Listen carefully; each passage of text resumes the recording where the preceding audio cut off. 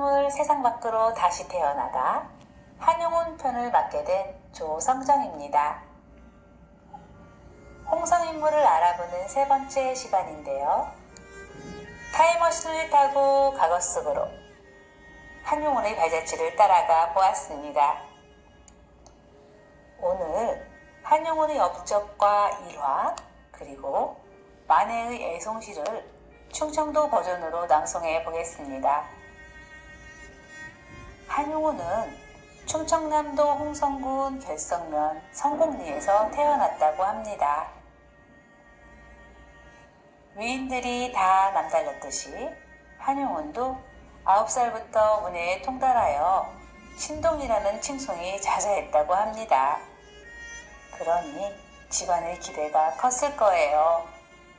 그러나 과거 시험을 보라는 아버지의 권유에도 자신의 생각을 말하고 어려운 나라를 걱정하며 의인이 되겠다며 썩어빠진 뱃슬길에 오르지 않겠다며 자신의 의견을 떳떳하게 말했다고 합니다. 이 부분에서도 똑심 있는 성격과 한번 생각한 것은 밀어붙이는 그런 성격을 엿볼 수 있습니다. 독립운동을 하면서 이런 성격을 여실히 나타나고 있는데요.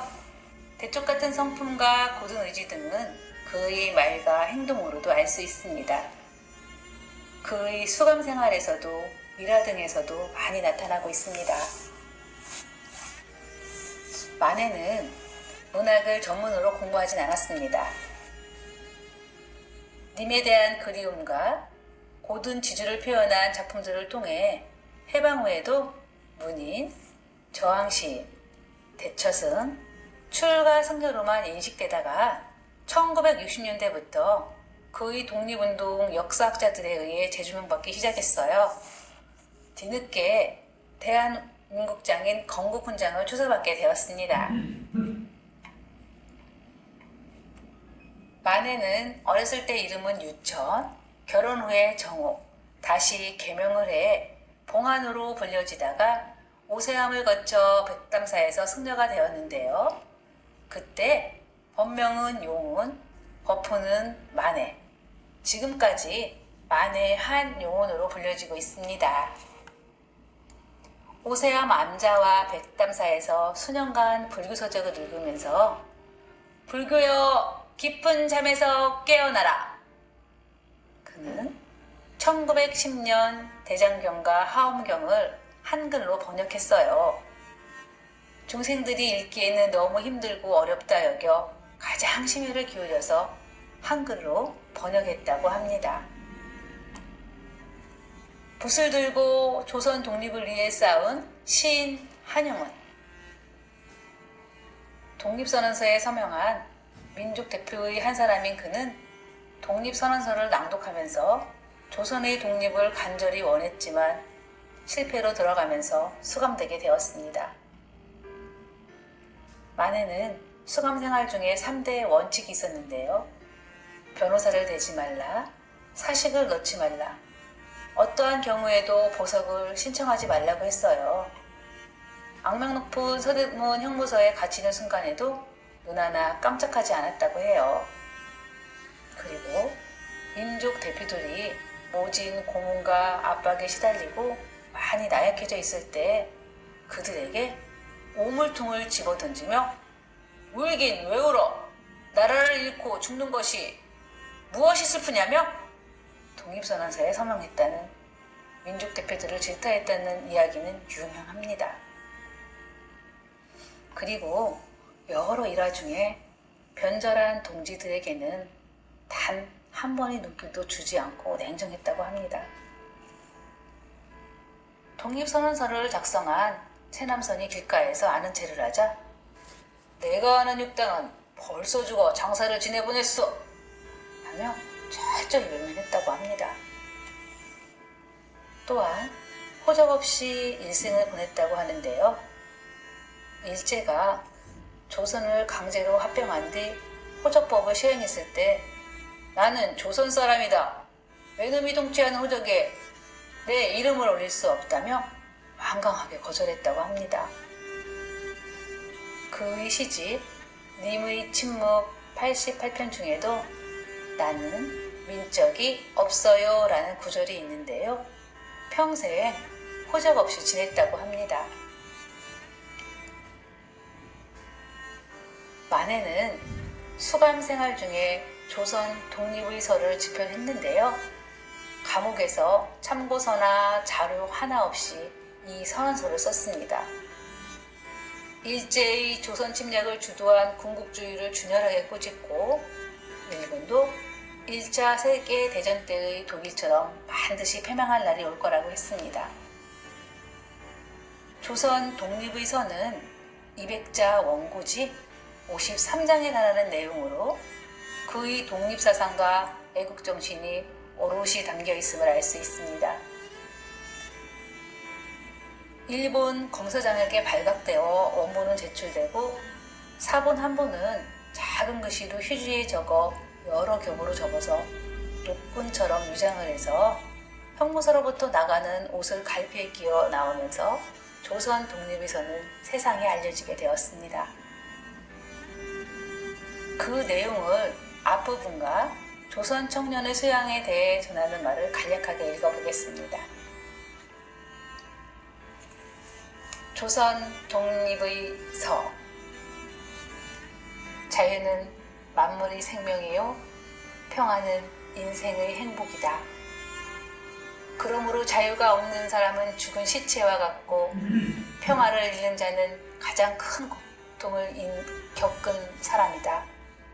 압박을 당하는 사람의 주위에는 무덤으로 바뀌는 것이며 쟁탈을 잇는 자의 주위에는 지옥이 되는 것이니 세상의 가장 이상적인 것은 행복의 바탕은 자유와 평화에 있는 것이다.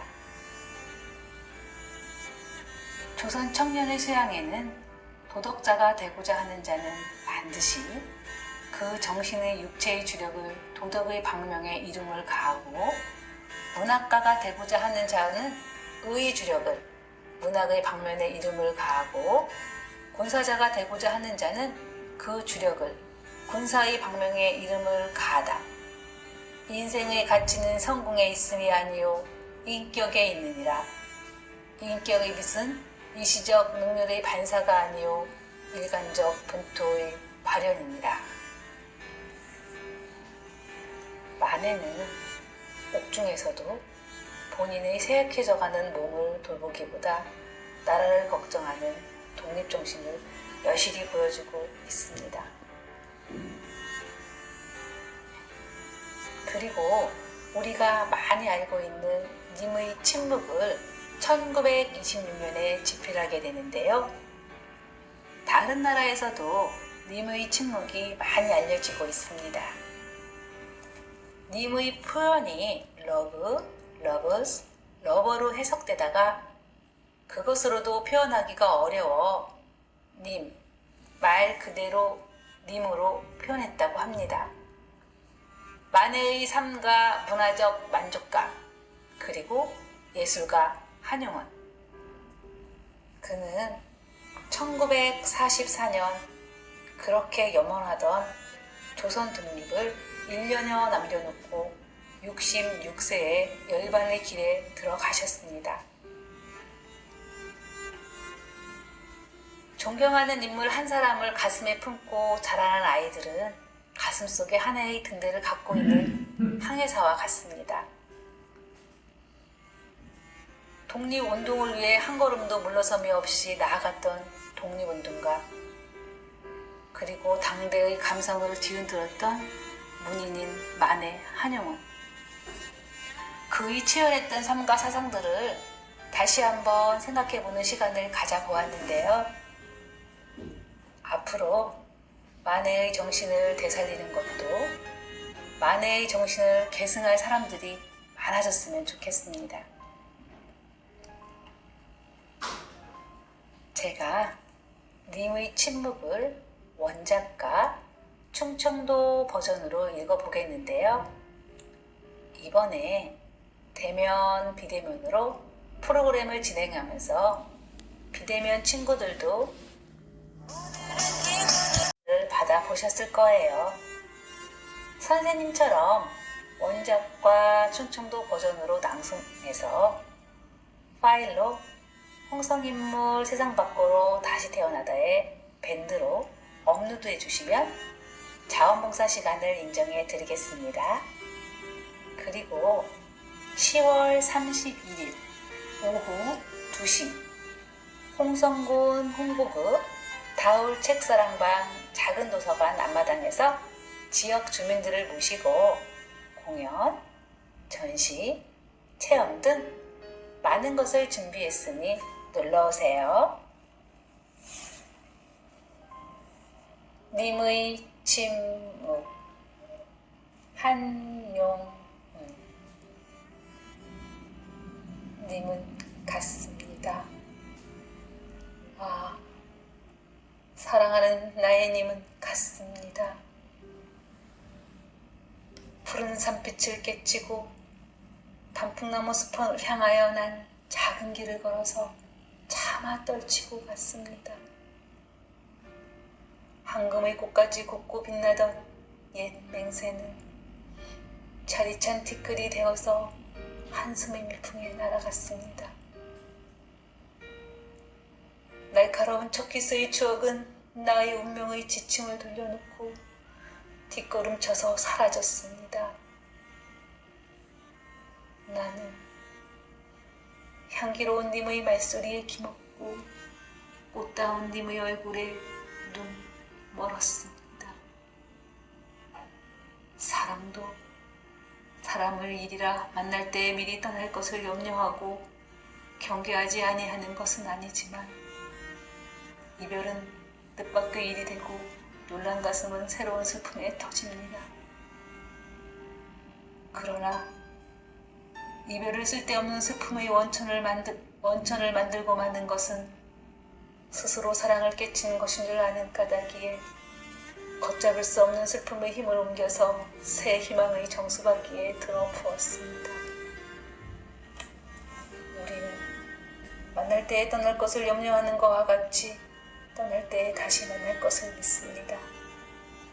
아, 님은 같지만은 나는 님을 보내지 아니하였습니다. 제곡줄을 못 이기는 사랑의 노래는 님의 침묵을 휩싸고 돕니다. 가슈, 아, 사랑하는 내 님은 가슈. 버런 산빛을 깨치고 단풍나무 숲을 향하여 난 쬐끔한 길을 걸어서 차마 떨치고 가슈. 황금의 꽃마냥 곱고 빛나던 옛 맹세는 차디찬 티끌이 되어서 한숨의 위풍에 날아가슈. 날카로운 첫 입맞춤의 추억은 내 운명의 지침을 돌려놓고 내 빼달아나슈. 난 향그런 님의 말소리에 기먹고 꽃다운 님의 얼굴에 눈물었슈. 사랑도 사람을 이리라 만날 때에 미리 떠날 것을 걱정하고 조심하지 않는 것은 아니지만 이별은 너무도 각잡스럽고 놀란 가슴은 미어 터져요. 그러나 이별을 쓸데없는 눈물의 새아미로 맹기고 마는 것은 스스로 사랑을 깨치던 것인 줄 아는 까닭이 걷잡을 수 없던 슬픔의 힘을 앵겨서 새 희망의 정수비기에 들어부었슈. 우돌은 만날 때에 떠날 것을 걱정하던 것처럼 떠날 때에 다시 만날 것을 믿어요. 아, 님은 같지만은 나는 님을 보내지 아니하였슈. 지 슬픔을 못 이기던 내 사랑의 노래는 님의 침묵을 휩싸고 돌고 있네요.